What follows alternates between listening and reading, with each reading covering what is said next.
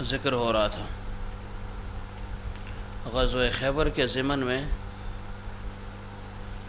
صلح حدیبیہ کا ذکر بھی آ گیا۔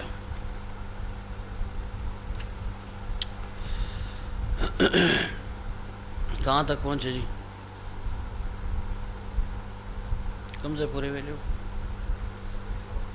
ہیں جی؟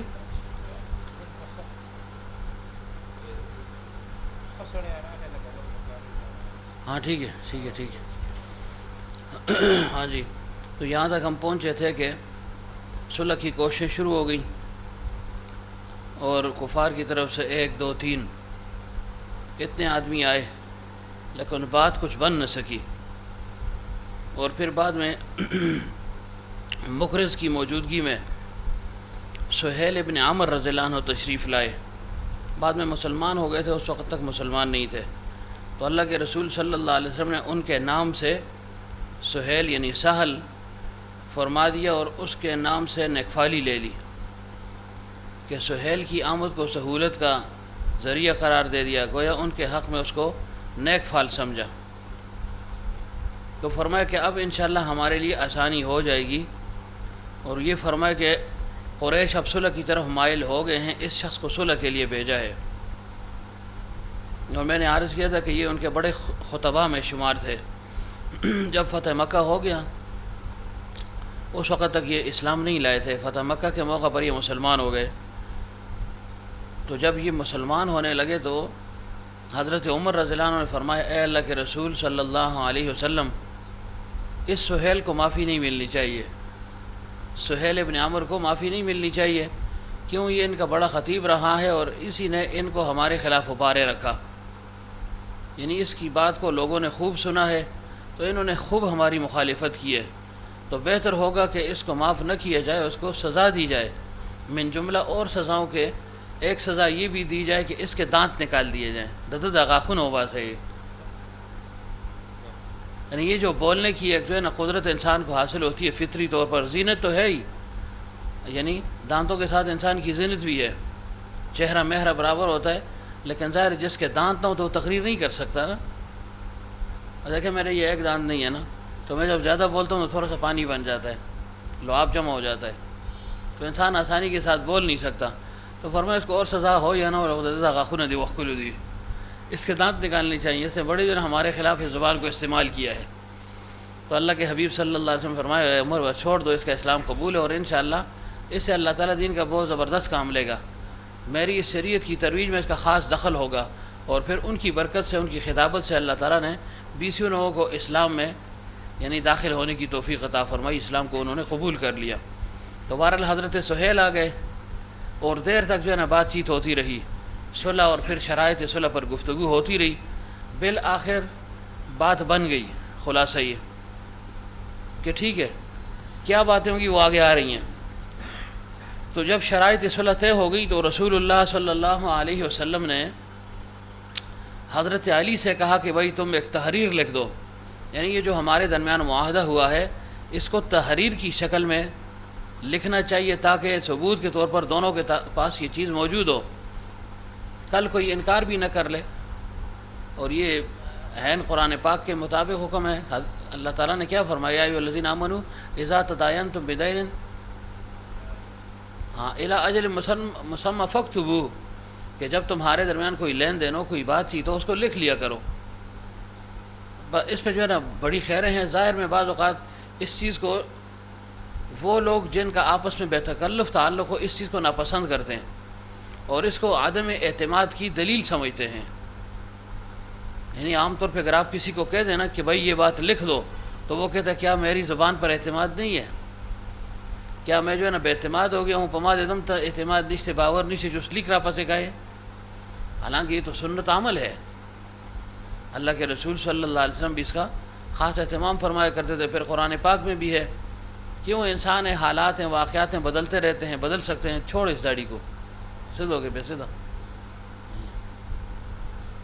بس آندے ہو تو کوئی کیا حرکت کر دے کوئی کہ تو لکھنا جو ہے نا یہ سنت کے مطابق عمل ہے، اور اس کو لکھنا چاہیے۔ کیوں بعض اوقات انسان مروت میں مارا جاتا ہے کہ چلو یار دوستی ہے، یاری ہے، نہیں لکھتے، یہ خفا ہو جائے گا، ناراض ہو جائے گا، محسوس کر لے گا، لیکن بعد میں اس کے نقصانات جب ظاہر ہوتے ہیں نا، پھر انسان جو ہے ہاتھ ملتا رہتا ہے کہ یار اگر میں لکھ لیتا تو بہت اچھا تھا۔ چاہے یہ معاہدہ دوستوں کے ساتھ ہو، احباب کے ساتھ ہو، یاروں کے ساتھ ہو، قرابت داروں کے ساتھ ہو، اقربا قریب کے دوست ہوں، یا مطلب رشتہ دار ہوں یا بھائی ہوں، پھر بھی اس معاہدے کو لکھنا چاہیے۔ اس میں طرفین کو تشویش نہیں ہوتی، تسلی ہوتی ہے۔ یہ ضروری تو نہیں کہ آج حالات موافق ہیں کل تک موافق رہیں گے، ممکن ہے آئندہ حالات کچھ ایسے پیدا ہو جائیں کہ دونوں کے درمیان نزاع پیدا ہو جائے، ناراضگی کی جو ہے نا صورت پیدا ہو جائے، تو ایسی صورت میں شیطان تو دشمن ہے، کسی کو بھی ورغلا سکتا ہے نا۔ لیکن لکھی ہوئی چیز ہوگی تو کوئی بھاگ نہیں سکے گا، دستاویز ہوتی ہے، پھر اس پر جو ہے دستخط ہوں، گواہ ہوں، تو وہ چیز پکی ہوتی ہے۔ تو اگر کوئی بھاگنا چاہے بھی تو معاشرے کی ذلت سے بچنے کے لیے وہ اس بات پر پھر قائم رہتا ہے، تو فائدہ اس میں سب کے لیے۔ لیکن حکیم علامت رحمۃ اللہ علیہ خاص طور پر اس کا اہتمام فرمایا کرتے تھے، اگر کسی کے ساتھ لین دین ہوتا، قرض وغیرہ دے دیتے تو اس کو اپنی کاپی میں لکھ لیتے، اور جب وہ واپس کر لیتا، مثلا ساری واپس کرتا یا قسطوار واپس کر لیتا، تو اپنی کاپی میں اس کو کھول کر وہاں اس کو کاٹ دیتے تھے، یا اس سے وہ جو ہے نا تقسیم کر لیتے، مجرا کر لیتے تھے اتنی قیمت، اور پھر لانے والے کو کہہ دیتے کہ یہ دیکھو میں نے لکھا ہوا تھا اور اتنے پیسے وصول، اتنے باقی، یہ دیکھو میں نے لکھ دیا ہے۔ تو حکیم علامت پر کس کو شک ہو سکتا تھا؟ تو اس نے کہا حضرت ایسی بات فرمائے نہیں، تمہاری تسلی کے لیے لکھ رہا ہوں، یہ نہ ہو کل تمہیں تشویش ہو کہ بھئی میں نے پیسے دیے ہیں، ادائیگی ہوگی، ہے نہ معلوم کاپی سے کاٹا یا نہیں کاٹا۔ تو یہ چیزیں بڑی اہم ہیں، ان پر غور کرنا چاہیے۔ معمولی بات بھی وہ لکھ لیا کرے اس کو، بس چاہے کوئی خفا ہوتا ہو، جو مرضی ہے۔ تو بہرحال چونکہ یہ معاہدہ تھا اور بڑا اہم معاملہ تھا، صلح تھی، پھر شرائط صلح جو ہے وہ طے پائے گی، تو پیغمبر صلی اللہ علیہ وسلم نے حضرت علی رضی اللہ عنہ کو تحریری معاہدہ کا حکم دیا۔ تحریری معاہدہ یہاں تک پہنچے، عہد وعدہ عہد میثاق تک پہنچ گئے نہیں رضائل خسائل میں، یا ابھی نہیں پہنچے؟ نہیں، اس سے آگے نکل گئے یا ابھی وہ پیچھے؟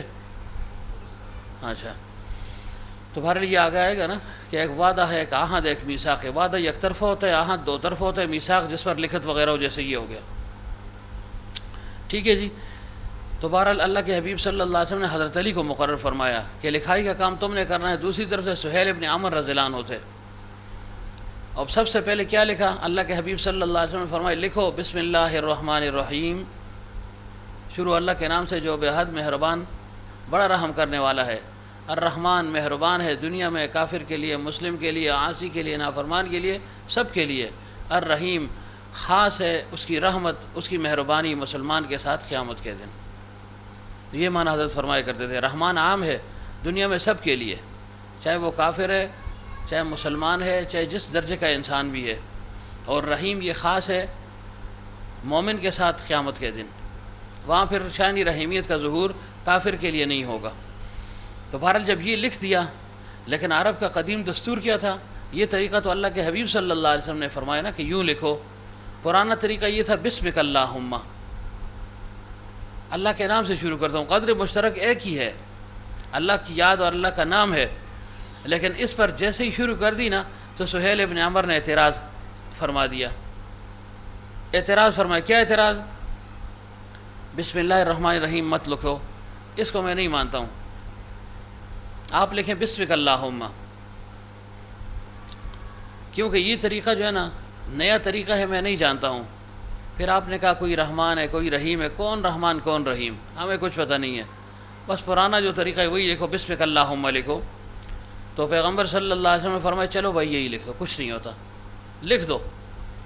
آپ اس کو کاٹ کر بسمک اللہم لکھ دیا۔ پھر اللہ کے رسول صلی اللہ علیہ وسلم فرمایا ہاں یہ لکھو، یہ وہ عہد نامہ ہے جس پر محمد صلی اللہ علیہ وسلم اللہ کے رسول نے صلح کی ہے، یعنی میری طرف سے بھی لکھ دو کہ یہ محمد صلی اللہ علیہ وسلم کی طرف سے ہے جو اللہ کے پیغمبر ہیں۔ اب جب یہ کہا تو سہیل ابن عمر نے کہا جی بات داروان خدا قضا کے دے گا نا، یہ جنگ تو اسی بات کی ہے نا، آپ نے کہا میرے ساتھ لکھو محمد الرسول اللہ، تو اگر ہم آپ کو پیغمبر مانتے تو یہ جھگڑا کس بات کا، یہ رکاوٹ کس بات کی؟ آپ کو یہاں جو ہے نا یہاں سے ملک بدر ہونے پر مجبور ہونا پڑا، ہجرت پر آپ مجبور ہو گئے، تو یہ رسول اللہ کی وجہ سے ہے نا، کہ آپ نے کہا میں اللہ کا پیغمبر ہوں آپ کہتے ہیں میں بھیجا گیا ہوں، ہم کہتے ہیں لست مرسلا، آپ نہیں بھیجے گئے، آپ اللہ کے پیغمبر نہیں ہیں، یہ میں نہیں مانتا ہوں۔ آپ سے لڑائی اسی بات کی ہو رہی ہے نا، یہ جو بدر کا جو ہے نا معرکہ پیش آیا، احد کا پیش آیا، خندق کا پیش آیا، اور جو چھوٹی موٹی جنگیں ہو رہی ہیں، تو یہ اسی وجہ سے ہے نا کہ آپ کہتے ہیں میں اللہ کا رسول ہوں، ہم کہتے ہیں ہم نہیں مانتے۔ اور کتنے لوگ جو ہے نا اس میں ادھر سے ادھر ہو گئے، اور خاندان کے خاندان آپس میں جو ہے نا جٹ گئے، آپس میں لڑنے لگے۔ یار کیا کرتے ہیں تو یہ اپن نال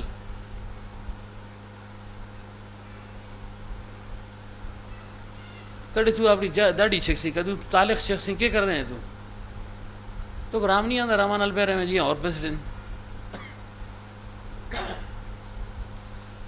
تو اس نے کیا کہا سہیل ابن عمر رضی اللہ عنہ نے کہ جی یہ میں نہیں مانتا ہوں۔ اسی بات کی وجہ سے سارا جھگڑا ہے۔ آپ ایسے کریں محمد الرسول اللہ کی جگہ محمد بن عبداللہ لکھ دیں، کہ آپ اور اپنی ولدیت لکھ دیں اس میں کہ محمد صلی اللہ علیہ وسلم کس کا بیٹا؟ عبداللہ کا بیٹا۔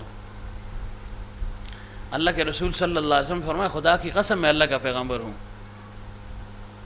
اور اس سے بڑھ کر کوئی بات ہو سکتی ہے کیا؟ مطلب تم ہی لوگ کہتے تھے یہ صادق بھی ہے، یہ امین بھی ہے، اور میری بات پر جو ہے نا تم آنکھیں یعنی جو ہے نا بند کر کے اس پر یقین رکھتے تھے۔ تم نے خود ہی حالت یعنی جاہلیت کے زمانے میں بھی، کفر کے زمانے میں بھی ایمان تو نہیں لائے، لیکن مجھے صادق اور امین تو سمجھتے رہے نا، میرے پاس امانتیں رکھتے رہے، آخری دم تک، آخری رات تک تمہاری امانتیں میرے پاس رہیں۔ حضرت علی رضی اللہ عنہ کو امانتوں کے واپسی کے لیے ہی اپنے بستر پر سلایا تھا۔ تو میں جو ہے نا اللہ کا پیغمبر ہوں، خدا کی قسم بھی کھا رہا ہوں، اور پھر تم بھی کہتے ہو کہ جو ہے اللہ کے پیغمبر نہیں ہو۔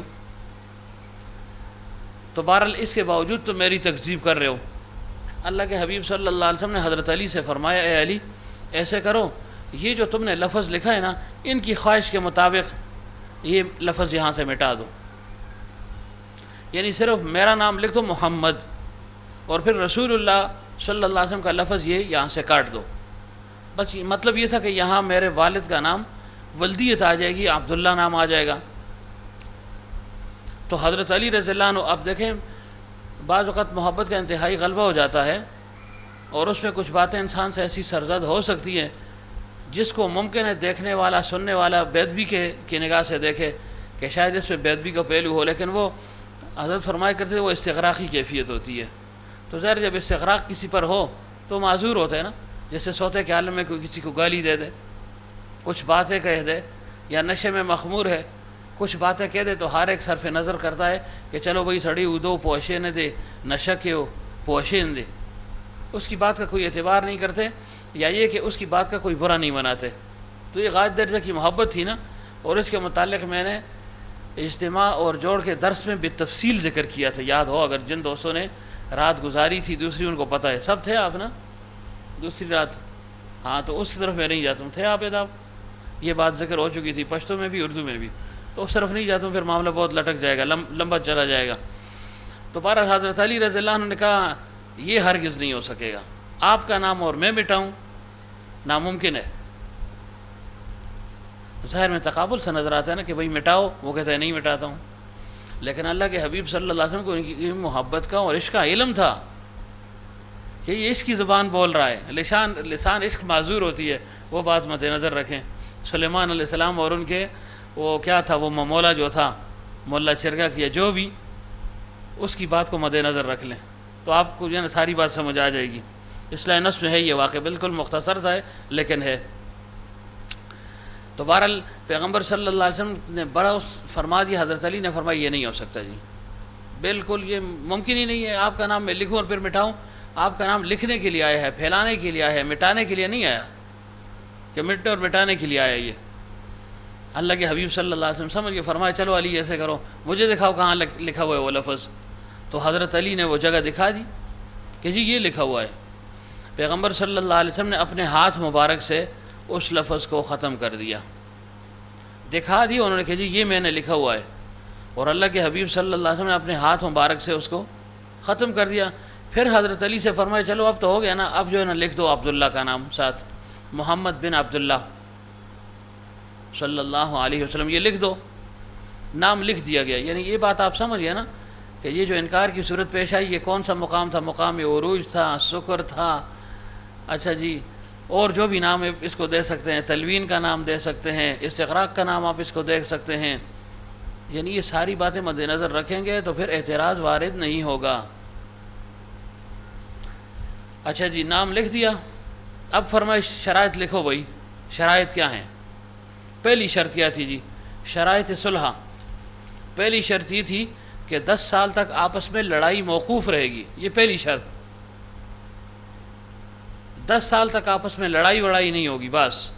اب تو جو ہے نا بار بار لڑائی ہوتی تھی نا، جس کو موقع ملتا تو وہ موقع کا فائدہ اٹھاتا، حملہ کرتا۔ یہ پہلی شرط تھی، کہا لکھو، لکھ دی۔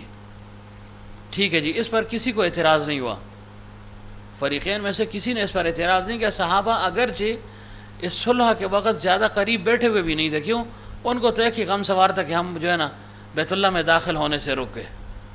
ان کو یہ غم کھایا جا رہا تھا کہ یہ کیا ہو گیا ہمارے ساتھ، اس پریشانی کے عالم میں تھے، گویا اس شرط ان جو ہے نا صلح اور شرائط صلح کے لیے تیار ہی نہیں تھے، دل سے یعنی گویا راضی نہیں تھے کہ یہ کیا ہو رہا ہے، گویا یہ قسم کی ہم پستی اختیار کر رہے ہیں، یہ مطلب تھا۔ تو ہمیں پستی نہیں اختیار کرنی چاہیے، زور دکھانا چاہیے، قوت اور طاقت کا مظاہرہ کرنا چاہیے، لیکن خاموش تھے۔ پھر دوسری شرط کیا تھی جی؟ قریش کی طرف سے یہ شرط تھی کہ اگر ایک شخص جو مکہ مکرمہ میں رہ رہا ہو اور وہ اگر چھپ چھپا کر بھاگ کر مدینہ منورہ چلا جائے، یعنی اپنے آقا اور ولی کی اجازت کے بغیر چلا گیا، تو مسلمانوں پر یہ بات لازم اور ضروری ہے کہ وہ اس کو واپس کریں گے۔ یہ لکھ دیں جی، اللہ کے حبیب صلی اللہ علیہ وسلم فرمائے لکھ دو۔ کتنی سخت شرط تھی، اور اس کے ساتھ اگلی شرط ملتی جلتی، تیسری جس کو آپ کہہ دیں، اور فرمائے اگر مدینہ منورہ صلی اللہ علیہ وسلم سے کوئی بھاگ کر آ گیا مکہ مکرمہ، تو اس کا واپسی کا مطالبہ مسلمان نہیں کریں گے۔ بالکل متضاد ہیں نا دونوں باتیں۔ مکہ والے کہتے ہیں ہمارا آدمی آ گیا آپ واپسی کے پابند، اور اگر مدینہ سے آ گیا تو ہم واپسی کے پابند نہیں، ہم اس کو پناہ دیں گے۔ یعنی اس بات کو کوئی ماننے کے لیے تیار نہیں کہ جی یہ لکھیں شرط۔ اللہ کے حبیب صلی اللہ علیہ وسلم فرمائے لکھو، کہ لکھ دیں جی۔ عجیب کام ہو گیا، لکھو۔ اب حضرت عمر رضی اللہ عنہ دور سے دیکھ رہے ہیں، خٹکی گی، ہم پشتو میں کہتے ہیں خٹکے دے جو خدا سے چلو شو، یہ کیا ہو گیا ہے؟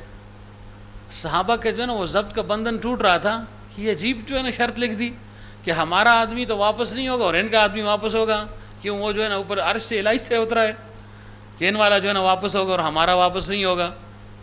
خیر جو ہے نا شرط لکھ دی، آگے جاتا ہوں، یہ شرط لکھ دی۔ اچھا جی، اگلی شرط کیا تھی؟ وہ پہلی کے ساتھ متعلق ہے کہ یہ جو ہمارے درمیان معاہدہ ہو جائے گا، 10 سال کا جو معاہدہ ہم لکھ رہے ہیں، لڑائی جس میں موقوف ہوگی، اس میں ایک دوسرے کے خلاف تلوار نہیں اٹھائیں گے اور نہ خیانت کریں گے۔ کیا مطلب؟ اگر کوئی اور جو ہے نا کسی فریق کے ساتھ لڑ پڑا تو ہم اس کی مدد نہیں کریں گے۔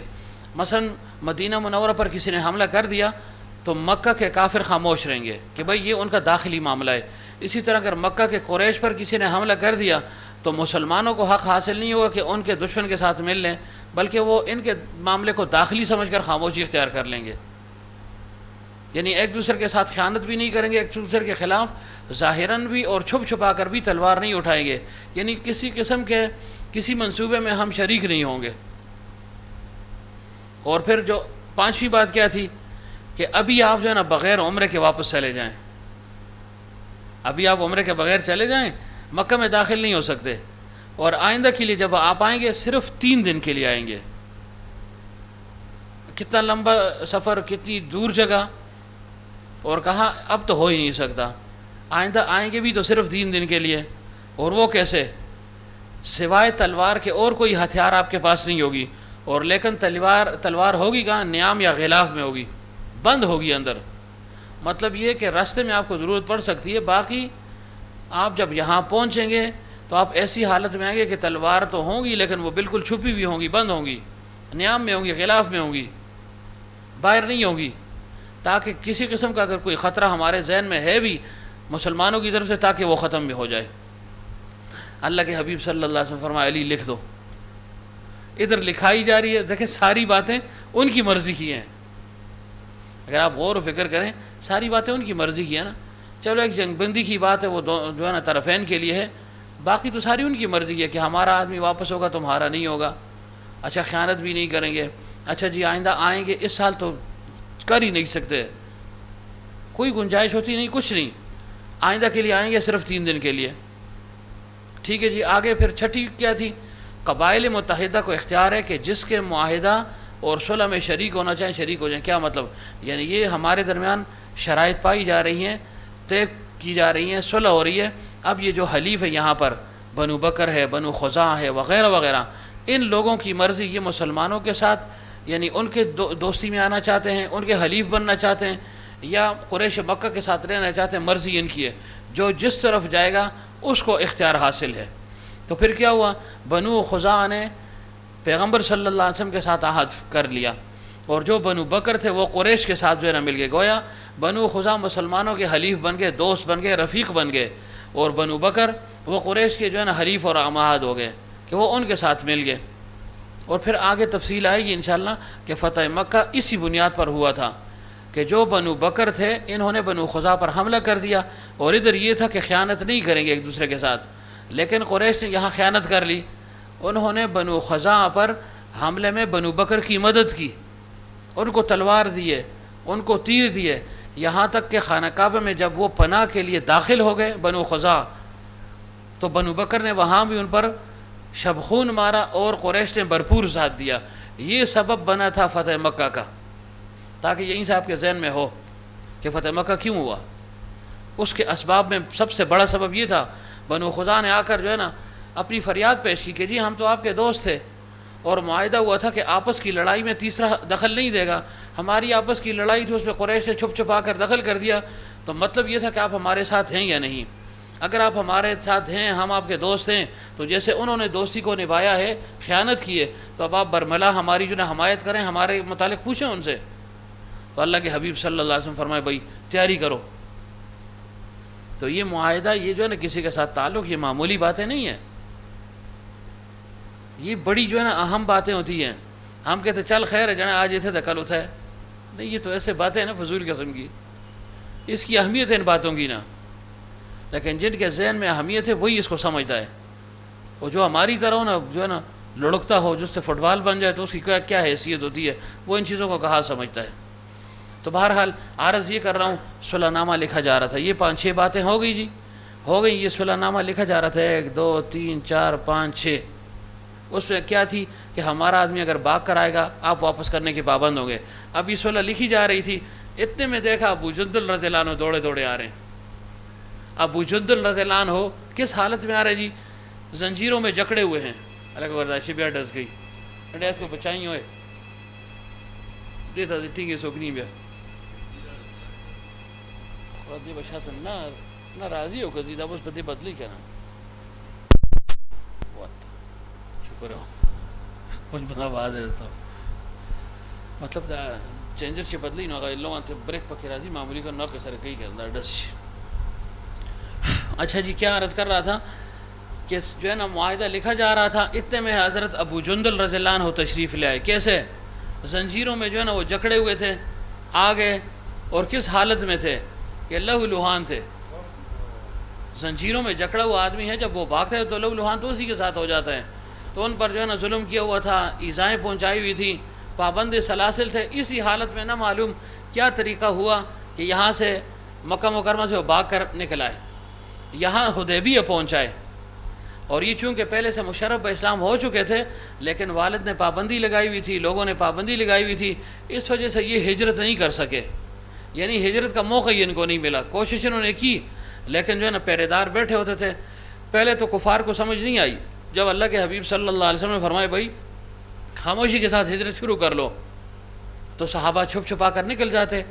بعد میں جب قریش کو اندازہ ہوا کہ بھائی یہ تو مکہ تو خالی ہو رہا ہے, ایک جا رہا ہے دوسرا جا رہا ہے, پہلے انہوں نے اتنی خاص توجہ بھی نہیں کی, چھپ کر بھی نکلتے تھے, توجہ بھی نہیں تھی. اب انہوں نے توجہ بھی رکھی اور پہرے دار بھی بٹھائے کہ جو بھی جائے گا وہی اس کو پکڑنا ہے, جو بھی جائے گا اس کو پکڑنا ہے. جیسے غالباً حضرت ابو سلمہ رضی اللہ عنہ اور ام سلمہ رضی اللہ عنہ کا واقعہ بہت مشہور ہے کہ ان کو روک دیا گیا تھا, راستے میں ہی روک دیا گیا تھا, واپس کر دیا گیا تھا, بڑی لڑائی کی نوبت آئی تھی. لیکن ایک جو ہے نا دونوں خاندان والے آگے ابو سلمہ رضی اللہ عنہ کو روک دیا کہ بھائی تم جا رہے ہو، ہم اپنی بیٹی کو نہیں چھوڑیں گے، زمنگ لور بتنی سے بوتلے، اس کو روک دیا۔ ادھر ابو سلمہ رضی اللہ عنہ کے خاندان والے ہیں کہ ٹھیک ہے، جب آپ یہ کہتے ہیں ہماری بیٹی ہے، آپ نے روک دیا، ہمارے بیٹے کے ساتھ نہیں جانے دیا، دجات کے زمانگ دیرا کا ہے، بچہ ہمارا دے دو۔ اب عجیب کشمکش بن گئی، ابو سلمہ وہاں، ام سلمہ یہاں، بچہ کہیں اور، ایسی کیفیت بن جاتی تھی۔ تو بہرحال اس طرف نہیں جاتا ہوں۔ تو ابو جندل رضی اللہ عنہ مشرف اسلام بھی ہو گئے، لیکن مجبوراً وہیں پر پڑے رہے، بلکہ ان کے بھاگنے کے ڈر کی وجہ سے ان کو پابند سلاسل کر دیا گیا، قیدوں جو ہے نا زنجیروں میں قید کر دیا گیا۔ اب کیا صورت ہوئی، بہرحال یہ وہاں سے نکل آئے۔ جب نکل آئے یہاں پر پہنچ گئے تو اللہ کے حبیب صلی اللہ علیہ وسلم جب دیکھا ابو جندل آ گئے، سہیل ابن عمر رضی اللہ عنہ نے ایک دم جو ہے نا ہاتھ کھینچ لیا، کیا کہا، یہ سہیل ابن عمر کے بیٹے تھے ابو جندل رضی اللہ عنہ۔ باپ جو ہے نا ابھی تک حالت کفر میں ہے، معاہدہ طے پایا جا رہا ہے، مسلمانوں کو روکا جا رہا ہے، اور بیٹا مسلمان ہو کر یہاں کھڑا ہے۔ جب آ کر کھڑا ہو گیا تو سہیل ابن عمر نے کہا جی کہ دیکھیں، ہم نے معاہدے میں یہ لکھا تھا کہ جو ہم سے بھاگ کر آئے گا بغیر پوچھے، آپ اس کی پابندی، آپ پر پابندی لازم ہے اس کی واپسی کی، لہٰذا میرا بیٹے میرے حوالے کر دیں۔ راسڑے بما تاوالا کوئی دیرا تختی دل دکورنا زدل تنا سے مدیشہ تن راو تختی۔ پیغمبر صلی اللہ علیہ وسلم فرمائے دیکھو ابھی صلح نامہ پورا تو نہیں ہوا نا، لا خسل ہم گلیکو لا پورا شوی نہ دا، تو تم ایسے کرو بس جو ہے نا یہ صلح نامہ لکھ دو، دستخط کر دو، اس کے بعد اس پر عمل ہوگا، ابھی عمل نہیں ہو سکتا، ابھی تو یہ شرائط طے پائی جا رہی ہے، اس دوران یہ آ گیا ہے۔ مطلب یہ تھا کہ اس کو تم چھوڑ دو، اس کے ساتھ یہ سختی نہ برتو، اس وقت اس شرط کو لاگو مت کرو۔ سہیل ابن عمر رضی اللہ عنہ نے کہا یہ نہیں ہو سکتا، یا معاہدہ ٹوٹے گا یا بیٹا حوالے ہوگا، بات ایک ہی ہے۔ پیغمبر صلی اللہ علیہ وسلم نے بہت فرمایا کہ چلو خیر ہے اس کو چھوڑ دو، نہ ہوا۔ یہاں تک اللہ کے رسول صلی اللہ علیہ وسلم نے فرمایا دیکھو اس کی حالت زار پر رحم کرو۔ دوسرا یہ کہ دین تو اپنا اپنا ہے، مرضی اپنی ہے، جب وہ اپنی مرضی سے دین اسلام قبول کر گیا کیوں سختی کرتے ہو؟ پھر بھی نہیں مانے، پھر فرمایا چلو کچھ قرابت کا خیال رکھ تو زما پدی ساری پریدا ہوئے، میری وجہ سے چھوڑ دو، ابھی نشی کے دے ہوئے، یہ بھی نہیں ہو سکتا۔ قرابت داری ہے، رشتہ داری ہے، زلزلی ہے، سب کچھ ہے، لیکن اس بارے میں نہیں، یہ نہیں ہو سکتا۔ یعنی اتنی باتیں بھی کیں، 2-3 باتیں بیان فرمائی، اس میں شاید نہیں ہے کہیں اور میں نے پڑھا تھا، جب سیرت کا بیان ہو رہا تھا نا، کوئی 10-15 سیرت کی کتابوں کا مطالعہ الحمدللہ میں جو ہے نا میں کیا کرتا تھا، تو یہ باتیں کہیں لکھی ہوئی ہیں۔ تو بہرحال پیغمبر صلی اللہ علیہ وسلم کی ایک بات اس نے نہ سنی، یعنی حضرت سہیل ابن عمر رضی اللہ عنہ نے۔ بہرحال خلاصہ کیا جی کہ حضرت ابو جندل کو حضرت سہیل کے حوالے کر دیا گیا، حوالے کر دیا کہ بھائی خیر ہے۔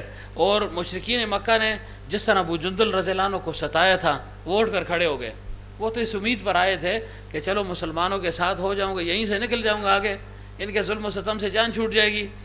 اب جب وہ سمجھ گئے کہ اوہو مجھے تو پھر جو ہے نا باپ کے حوالے کر دیا گیا، وہ اٹھ کر کھڑے ہو گئے، اور کیا کہا مسلمانوں سے، افسوس ہو تم پر ایک گروہ اسلام، تم پر بہت افسوس ہے، یہ دیکھو مجھے جو ہے نا کافروں کے حوالے پھر کر رہے ہو، کافروں نے میرے ساتھ کیا ظلم کیا، ذرا میری شکل و صورت کو تو دیکھو، میرے ظاہر کو دیکھو، میرے جسم کو دیکھو، ان پر زخموں کو دیکھو، زنجیروں کو دیکھو، اور اس کے باوجود مجھے ان کے حوالے کر رہے ہو، بڑا افسوس ہے تم پر۔ یعنی کیا مطلب کہ تمہاری 1500 کی تعداد ہے، 1500 کی تعداد والے ایک آدمی کو سہارا نہیں دے سکتے، ایک آدمی کو پناہ نہیں دے سکتے۔ مطلب یہ تھا کہ مجھے پناہ دو، مجھے کسی طرح جو ہے نا یہاں روک دو، مجھے اس باپ کے حوالے مت کرو۔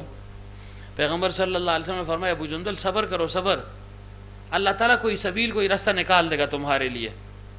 ہاں یعنی، اور فرمایا میں جو ہے نا وعدہ خلافی نہیں کر سکتا ہوں، دیکھو ظاہراً یہی لکھا ہوا ہے، کوشش تو ہم نے کی لیکن یہ نہیں مانا، تو اب وعدہ خلافی نہیں ہو سکتی، لہٰذا تم اس کے ساتھ چلے جاؤ، اور ان قریب اللہ سے امید ہے کہ تمہارے لیے کوئی صورت نکال دے گا۔ مگر ظاہر ہے کہ مسلمانوں کو تو یہ بات بڑی جو ہے نا مشکل گزری، شاق گزری، گراں گزری، تو حضرت عمر ضبط نہ کر سکے، آگے سامنے بیٹھ گئے اور کہا یا رسول اللہ صلی اللہ علیہ وسلم، آپ اللہ کے برحق نبی نہیں ہیں، تب سے خدا پیغمبر نہیں ریختی نے؟ بالکل ہی موی، بالکل ہوں، کیوں نہیں؟ حضرت عمر نے کہا کیا ہم حق پر اور وہ باطل پر نہیں ہے؟ کہ ہم حق پر ہیں وہ باطل پر نہیں ہے؟ کہا بالکل ہم حق پر وہ باطل پر، بالکل میں پیغمبر ہوں، سچا ہوں، اس پہ کوئی شک نہیں ہے۔ تو پھر حضرت عمر نے کہا پھر یہ اتنی ذلت کیوں گوارا کر رہے ہیں، جو بات بھی ہے تو ہم جو ہے نا سر رکھا ہوا ہے، جس سے ہوئی جو منگ اور تصاریخ دے. ان کی شرائط کو دیکھیں، پہلے ہمیں روک دیا، ہم خاموش ہو گئے. ہم شرائط کو دیکھ رہے تھے، شاید نرم سی شرائط ہوں گی، تو ان کی شرطوں کو دیکھیں. ان کا آدمی واپس، ہمارا واپس نہیں ہوگا، یہ تو کسی لحاظ سے ماننے والی بات نہیں ہے. منگا ڈوزی تو تیار نہیں ہوں، ہم نہیں مانتے یہ باتیں. پیغمبر صلی اللہ علیہ وسلم فرمائے دیکھو میں اللہ کا رسول ہوں اور برحق نبی ہوں، اس کے خلاف نہیں کر سکتا ہوں. یعنی مجھے اللہ نے یہ حکم دیا ہے، وحی کے ذریعے سے جو نا اللہ تعالیٰ مجھے گویا سکھا رہا ہے کہ یوں کرنا ہے. وما ينطق عن الهوى ان هو الا وحی یوحى. اے عمر کیا کہہ رہے ہو تم؟ عمر رضی اللہ عنہ کو جو نا کب قرار آ رہا تھا؟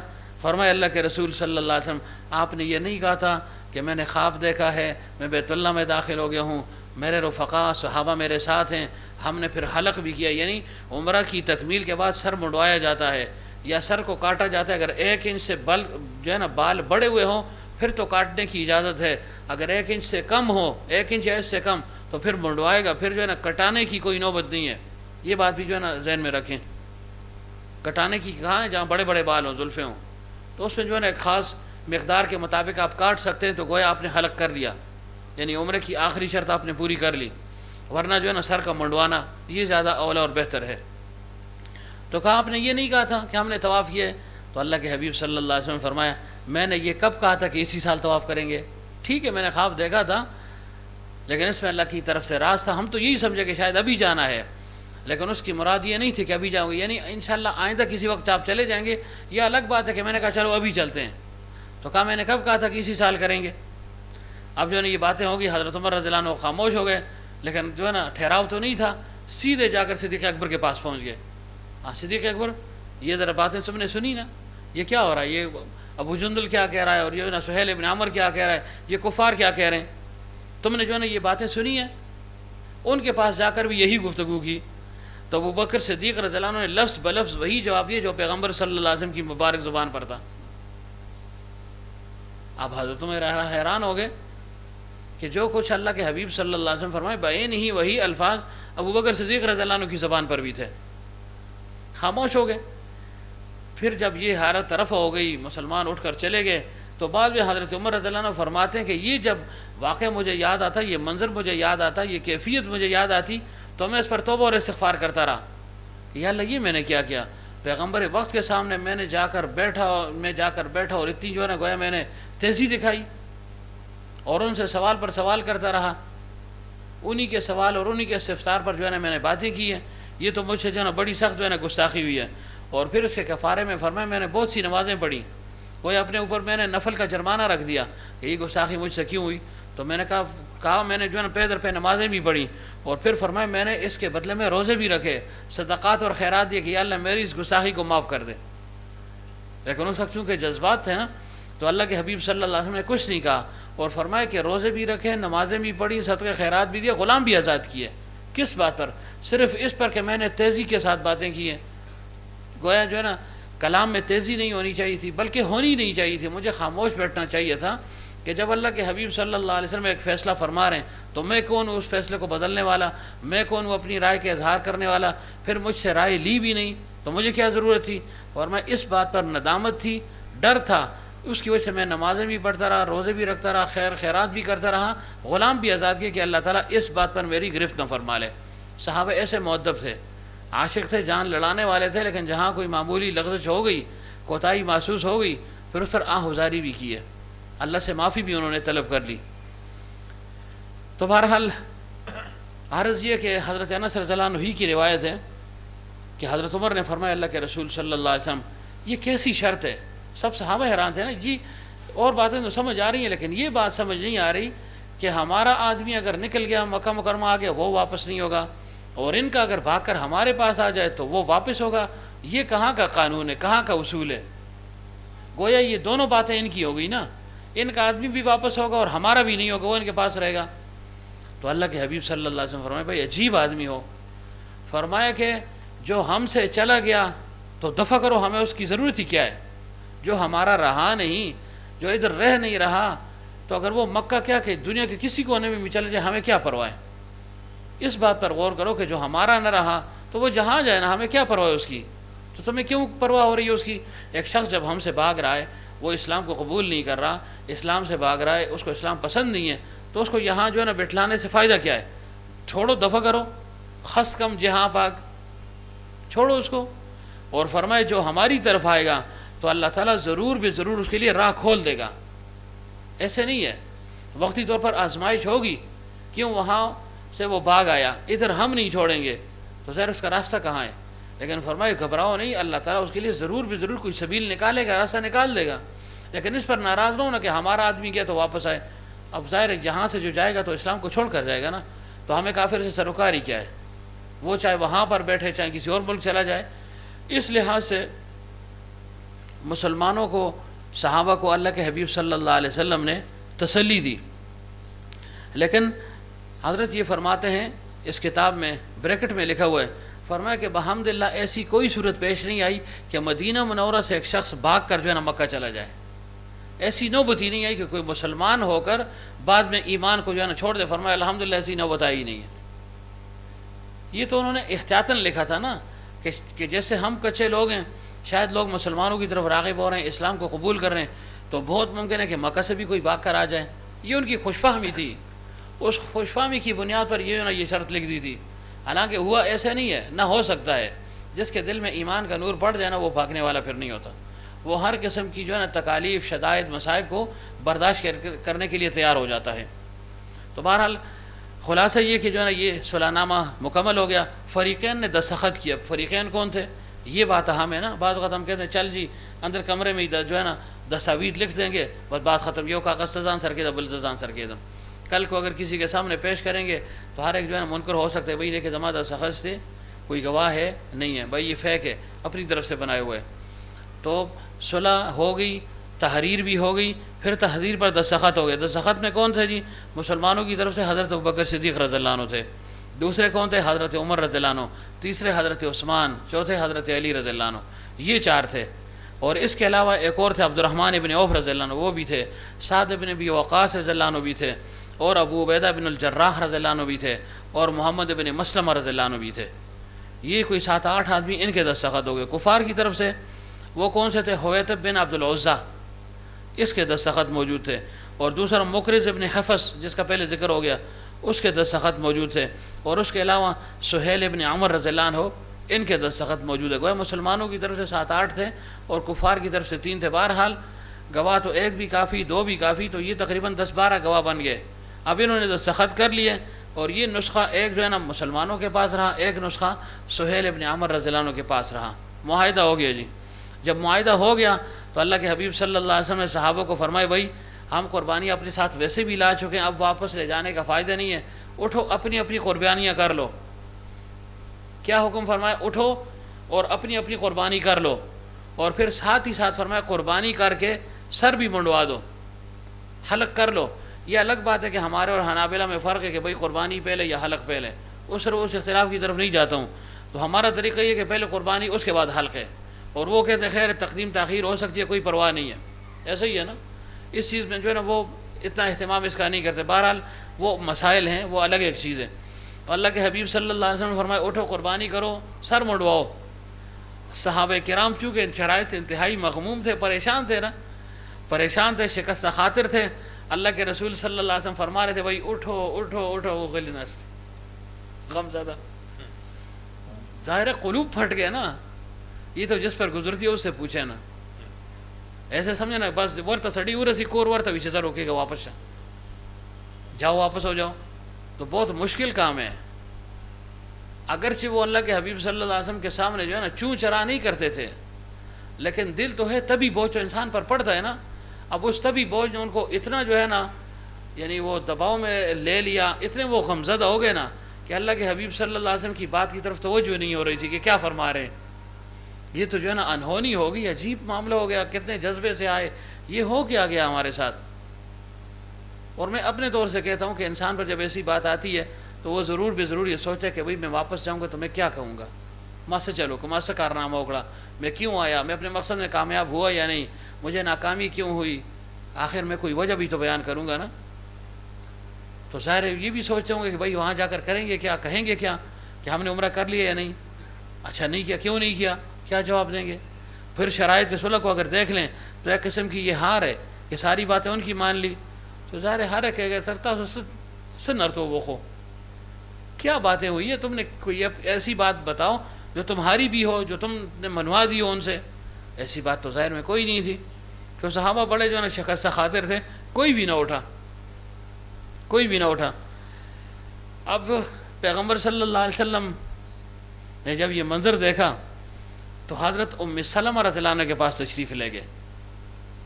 حضرت ام سلمہ رضی اللہ عنہ کے پاس, یہ ابو سلمہ رضی اللہ عنہ کی یعنی بیوی تھی پہلے, اور واقعہ میں نے اشارتاً ذکر کر دیا. اور پھر غالباً احد کے مقام پر, احد کے مارکے میں حضرت ابو سلمہ رضی اللہ عنہ کی شہادت ہو گئی.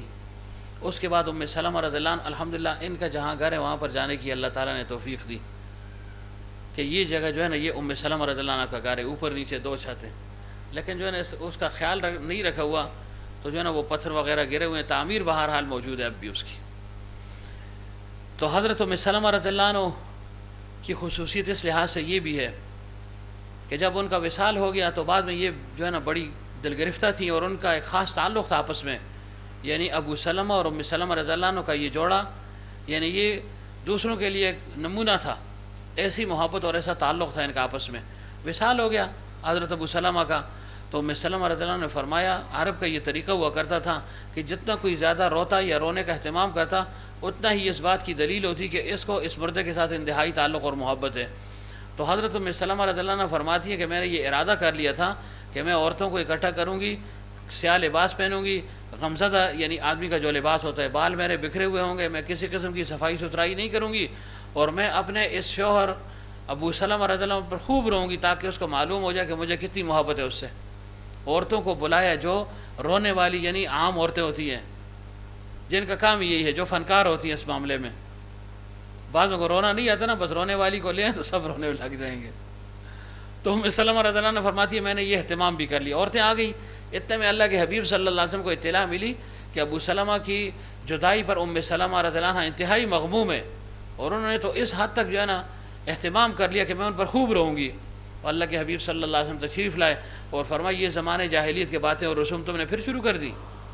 غم اپنی جگہ ہے, رنجیدگی اپنی جگہ ہے کہ جو ہے نا تمہارے درمیان جدائی آ گئی ہے, لیکن فرمایا یہ طریقہ جو ہے نا یہ تو غلط طریقہ ہے, یہ جاہلیت کے زمانے والا طریقہ ہے. تم ایسے کرو, دیکھو صبر کرو اور اللہ سے مانگو اور یہ الفاظ کہو انا للہ و انا الیہ راجعون. اللہم کیسے وہ اللہم اخلف لی فی مصیبتی, نہیں, اللہم اجرنی فی مصیبتی واخلف لی خیرا منہا. اللہم اجرنی فی مصیبتی واخلف لی خیرا منہا. اللہم اجرنی فی مصیبتی واخلف لی خیرا منہا. تو فرما انا للہ کے ساتھ یہ بھی پڑھا کر اللہم اجرنی فی مصیبتی, یا اللہ یہ جو مصیبت مجھ پر آئی ہے, خاوند مجھ سے جدا ہو گئے, یا اللہ اس پر تو مجھے اجر دے, یعنی میں صبر کر رہی ہوں, صبر پر جو اجر تو نے مرتب کیا وہ مجھے دے دے. اور پھر واخلف لی خیرا منہا, یا اللہ اس کا بہترین نعم البدل مجھے عطا کر دے. یعنی ابھی آپ کی جوانی ہے, عمر ہے, تو یا اللہ اس سے بہترین جو ہے نا مجھے گویا اس کا متبادل عطا فرما. تو حضرت ام سلمہ رضی اللہ عنہ فرماتی ہے یہ بات تو مجھے سمجھ آ گئی کہ اللہ اس مصیبت پر اجر دے دے, لیکن یہ جو فرمایا کہ واخلف لی خیرا منہا, تو میں سوچنے لگی کہ ابو سلمہ سے بہترین جو ہے نا زیادہ بہترین اور اچھا خاوند کون ہو سکتا ہے. یعنی بس وہی ایک خاوند تھا اور نہیں ہو سکتا. لیکن فرمایا اللہ کے حبیب صلی اللہ علیہ وسلم کا حکم مبارک تھا, ارشاد تھا, توجہ تھی. جب میں نے اس کو پڑھنا شروع کر دیا تو میری قسمت ایسی جاگ اٹھی کہ اللہ کے حبیب صلی اللہ علیہ وسلم نے فرمایا کہ میں ام سلمہ سے نکاح کرنا چاہتا ہوں اگر وہ راضی ہو. تو فرمایا بس, میں نے کہا بالکل میں راضی ہوں. پھر مجھے سمجھ آئی کہ واخلف لی خیرا منہا کیا ہوتا ہے, کیا ابو سلمہ سے بہترین شوہر اللہ تعالیٰ نے مجھے عطا کر دیا پیغمبر عربی محمد رسول اللہ صلی اللہ علیہ وسلم کی صورت میں. تو بہرحال غزوات میں ان کو یعنی مختلف, چونکہ امہات المومنین تھے, ان کو ترتیب کے ساتھ جو ہے لے جایا کرتے تھے, کبھی قرآن دازی کبھی کس طریقے سے. تو یہاں پر ام سلمہ رضی اللہ عنہ کو ساتھ لے کر گئے تھے. صحابہ نہ اٹھے, پیغمبر صلی اللہ علیہ وسلم اٹھ گئے اور اندر تشریف لے گئے خیمے میں ام سلمہ رضی اللہ عنہ کے پاس, اور جا کر بطور شکایت سارا واقعہ ذکر کر دیا. اے ام سلمہ, ما خود سڑو تو دری زلو گے, پاس ہے پاس ہے پاس ہے, قربانی ہو گئے سر اخرے اب وہ ڈڑک نہ ہوئی غلی نہ سے غلی دم دی غلی دم دی بالکل لچے آڑو پکے شاہی نہ ہوئی بالکل ایسے. میں نے 3 دفعہ کہا کہ اٹھو اٹھو, وہ تو اٹھ ہی نہیں رہا ہے. تو ام سلمہ رضی اللہ عنہ وہ بھی تو ام المومنین تھی نا, انہوں نے کہا یا رسول اللہ صلی اللہ علیہ وسلم یہ صلح مسلمانوں پر بڑی شاک گزری ہے, دا صلح دا دے منلو نو دا دے اوریدو نو دا نو په دې وجه خو من دا غم دم ته زیات دی چې ستاسو خبرې ته اړو توجه نشته او تاسو به دا ګزاره کوئ چې ګوره زړه کې ورته سرانه ولې زړه کې ورته سرانه ولې دوی ته باندې ځان وژني قرباني ځان, لیکن دې موقع باندې انتهایی غم دی نو دا غم په وجه یعنی د هغه زړه هغه توجه چې د هغه بل طرف ته دی, نافرمانه نه دي نه ستا دا حکم ماتي. یعنی ان پر یہ صلح اتنی شاق ہے کہ بظاہر ایسا لگ رہا ہے کہ شاید حکم عدولی ہو رہی ہے, لیکن فرمایا یہ عاشق لوگ ہیں, آپ پر جو ہے نا جان دینے والے لوگ ہیں, جان نچھاور کرنے والے لوگ ہیں, مر مٹنے والے ہیں, تو آپ جو ہے نا ان کے متعلق دل میں کوئی بات نہ لائیں, ان کے متعلق دل میں کوئی بات نہ لائیں. اور اسی وجہ سے غالباً یہ لکھا ہوا ہے کہ 3 قسم کے لوگ جو تھے وہ بڑے زیرک تھے. ایک فرمایا غالباً یہ کون سا واقعہ رات کو گزر بھی گیا جی اس میں, ہاں شعیب علیہ السلام کی بیٹی کے متعلق فرمایا کہ وہ بڑی جہاندیدہ عورت تھی کہ جب موسیٰ علیہ السلام چلے گئے ان کی حیا اور پاکدامنی کو دیکھا نا تو اپنے والد سے کہا کہ یہ بہترین آدمی ہے, ان خیر من استاجرت القوی الامین, یہ بڑا نیک آدمی ہے, اس کو اس کے جو اس نے خدمت خاطر کی اس کا بدلہ ملنا چاہیے. تو حضرت شعیب علیہ السلام نے ان کا نکاح کروا دیا. اور دوسرا فرمایا یہ ام سلمہ رضی اللہ عنہ فرمایا کہ اس سے زیادہ زیرک کوئی نہیں تھی کہ ایسے سخت موقع پر اللہ کے رسول صلی اللہ علیہ وسلم کو انہوں نے تسلی بھی دی اور دوسری طرف صحابہ کو بچا بھی لیا, تسلی بھی دے دی اور گویا صحابہ کا دفاع بھی کیا, ڈیفینڈ کیا ہے. اور تیسری پتنی کون سی تھی, میں بھول گیا ہوں تیسرا کون تھا, یوسف علیہ السلام کے واقعے میں شاید کوئی ہے لیکن میں بھول رہا ہوں. بہرحال 3 قسم کے. بہرحال چلو تو عرض یہ کر رہا ہوں کہ ام سلمہ رضی اللہ عنہ نے کہا اللہ کے رسول ان کے دل افسردہ ہیں, شکست خاطر ہیں, اس وجہ سے تعمیل ارشاد نہیں ہو رہی, لیکن آپ ان سے کچھ نہ کہ دل میں کچھ بھی نہ لائیں. میں ایک مشورہ دیتی ہوں کہ کیا مشورہ, کہ مشورہ میرا یہ آپ ان سے کوئی تعارض نہ کریں, ان کو یہ نہ کہے کہ اٹھو قربانی کرو سر منڈواؤ, نہیں, آپ باہر تشریف لے جائیں, آپ اپنی جو ہے نا ہودی جو ہے جو قربانی ہے اس کو ذبح کر لیں, آپ اپنی قربانی ذبح کر لیں اور اس کے بعد آپ حلق شروع کر لیں اپنا, پھر دیکھیں یہ صحابہ اٹھتے ہیں یا نہیں. ان سے کچھ نہ کہیں, یہ جو ہے نا ٹوٹے دل کے ساتھ غمزدہ ہیں, بس یہ ہے کہ ایک موت ان پر نہیں آئی, بس مرنا پجاتا سخت دے وقت کے, لہٰذا کبیدہ خاطر ہو چکے ہیں. تعمیل ارشاد میں تبھی سستی واقع ہو رہی ہے, ورنہ یہ پیچھے ہٹنے والے نہیں ہیں. بس آپ اتنا کر لیں. اب یہ فتانت تھی نا, ذہانت تھی ام سلمہ رضی اللہ عنہ کی کہ آپ جو ہے نا یہ کام کر لیں. تو معلوم ہوا کہ بیوی کے ساتھ اگر مشاورت ہو جائے تو یہ بھی جو ہے نا اس سے جو ہے نا پختوں میں کمی نہیں آتی کہ وقت نفوس کو خز طرف مشورے کو. اب اللہ کے حبیب صلی اللہ علیہ وسلم جا کر ام سلمہ سے عرض کیا کہ ام سلمہ ادا کار دیوار اس سے کو, تو اللہ کے حبیب صلی اللہ علیہ وسلم فرمایا ٹھیک ہے. جب باہر آ کے قربانی شروع کر دی اور حلق کر دیا, صحابہ سمجھ گئے کہ بھائی آخری خبر تھا. ان کے دل میں اب تک تھا کہ شاید اب بھی حکم بدل دیں, اب بھی کہتے ہیں زئی شزو پہ سڑو دینا مر کھدے, اس انتظار میں تھے. اب سمجھ گئے کہ بھائی وہ جو ہماری امید تھی کسی قسم کی وہ ختم ہو گئی ہے. اللہ کے حبیب صلی اللہ علیہ وسلم نے خود اپنی قربانی بھی ذبح کر دی اور ساتھ حلق بھی فرما لیا. تو بس جب یہ بات انہوں نے دیکھی, ہاں یہاں لکھا ہوا ہے نا یار, تیسری پتہ نہیں کون سی بات ہے, پتہ نہیں تیسری عورت کا ذکر ہے یا نہیں. بہرحال ایک کا تو ہے شعیب علیہ السلام کی صاحبزادی کا موجود ہے یہاں پر. تو بہرحال صحابہ سمجھ کے سب اٹھ کے انہوں نے قربانیاں بھی کر لی, حلق بھی کر لیا. آگے حضرت لکھتے ہیں حق تعالی شان ام المومنین ام سلمہ کو جزائے خیر دے, جن کی سائے برائے نے یہ عقدہ حل کیا اور نبی اکرم صلی اللہ علیہ وسلم کی خاطر عاطر سے اس تقدر کو دور فرما دیا. جس طرح حضرت شعیب علیہ السلام کی صاحبزادی کا مشورہ موسیٰ علیہ السلام کے بارے میں صائب اور نہایت صحیح تھا, اسی طرح ام المومنین ام سلمہ رضی اللہ عنہ کا یہ مشورہ بھی نہایت صائب یعنی درست اور موجب خیر و برکت ہوا. سمجھ گئے نا, یہ ساری باتیں ہو گئیں. اور پھر پیغمبر صلی اللہ علیہ وسلم چونکہ وہاں پر لگ بھگ 2 ہفتے گزر گئے تھے, اس دوران حدیبیہ جب گئے پڑاؤ ڈال دیا, 2 ہفتے قیام کیا. اس کے بعد پیغمبر صلی اللہ علیہ وسلم حدیبیہ سے واپس ہو گئے, اور جب مکہ اور مدینہ منورہ صلی اللہ علیہ وسلم کے مابین پہنچے, درمیان میں پہنچ گئے, تو یہ صورت نازل ہو گئی, سورہ فتح, انا فتحنا لک فتحا مبینا. اور اس کا اثر سب سے پہلے کہاں پڑا؟ وہ غزوہ خیبر پر پڑ گیا. پھر انشاءاللہ اس کو بیان کریں گے. اللہم صلی علی سیدنا و مولانا محمد النبی الامی وعلی آلہ وسلم تسلیما. الحمدللہ رب العالمین والعاقبۃ للمتقین والصلاۃ والسلام علی رسولہ محمد وآلہ وصحبہ اجمعین. یا اللہ جو سنا اس پر عمل کی توفیق عطا فرما.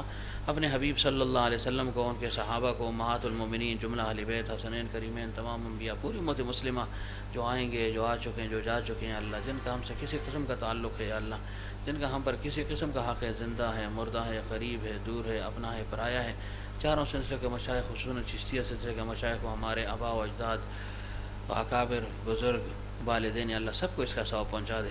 اس کی برکت سے اللہ ہماری جملہ حوائج کو پورا فرما، پریشانیوں کو اللہ دور فرما، صحت عطا فرما، تندرستی نصیب فرما، بیماریوں سے اللہ ہمیں دور فرمائے. اللہ برداشت کی اللہ تو یا اللہ ہمت نہیں ہے، اللہ اس بیماری کی رحمتوں کو یا اللہ صحت کی رحمت یا اللہ مبدل فرما دے.